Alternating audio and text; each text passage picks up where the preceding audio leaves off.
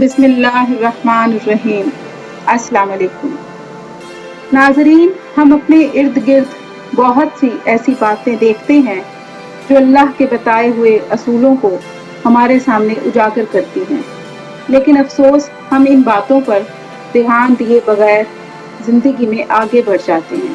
اسی لیے جب مختلف مقامات پر ہمیں اللہ کی خاطر مضبوط فیصلوں کی ضرورت ہوتی ہے تو توکل اللہ کی کمزوری کی بنا پر ہم نہایت ہی غلط فیصلے کرتے ہیں جو ہمیں اللہ سے دور لے جاتے ہیں، اور یوں جو فیصلہ اللہ کے اصولوں کے مطابق نہ ہو وہ کامیاب فیصلہ کیسے ہو سکتا ہے؟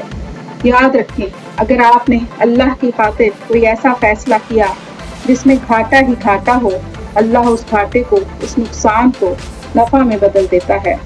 تاریخ میں ایسی بہت سی مثالیں ملتی ہیں جس میں انسان نے اللہ کی خاطر ظاہری نقصان کو چنا اور اللہ کی خاطر اپنے ظاہری نفع کو چھوڑ دیا، تو اللہ نے ان کے نقصان کو نفع میں بدل دیا۔ ایسا ہی ایک واقعہ تاریخ دانوں نے نصوح کے متعلق بیان کیا ہے۔ ویورز، نصوح ایک ایسا شخص تھا جو اپنے ظاہری شکل و صورت اور آواز کی بنا پر عورتوں سے ملتا تھا۔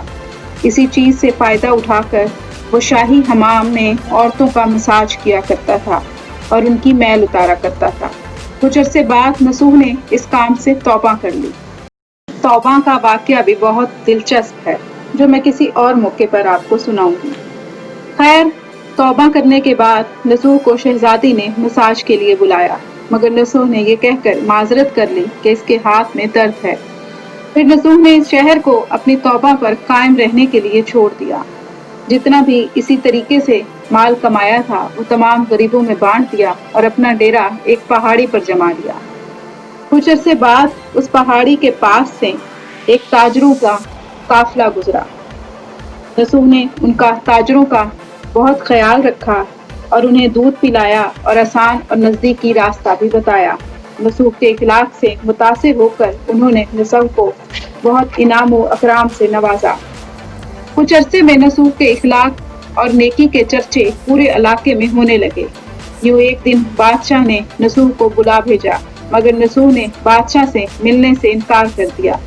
بادشاہ اس انکار کو دیکھ کر مزید متاثر ہوا اور خود ملنے چل پڑا، مگر ملک الموت نے اس بادشاہ کو رستے میں ہی جکڑ لیا۔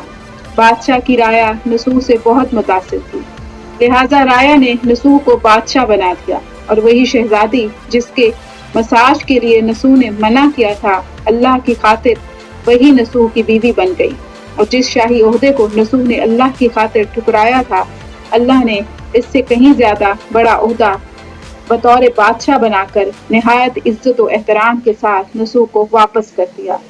غرض یہ کہ اللہ کی خاطر اگر کچھ چھوڑا جائے تو اللہ کئی گنا بڑھا کر حلال طریقے سے اسے اپنے بندے کو واپس کر دیتا ہے۔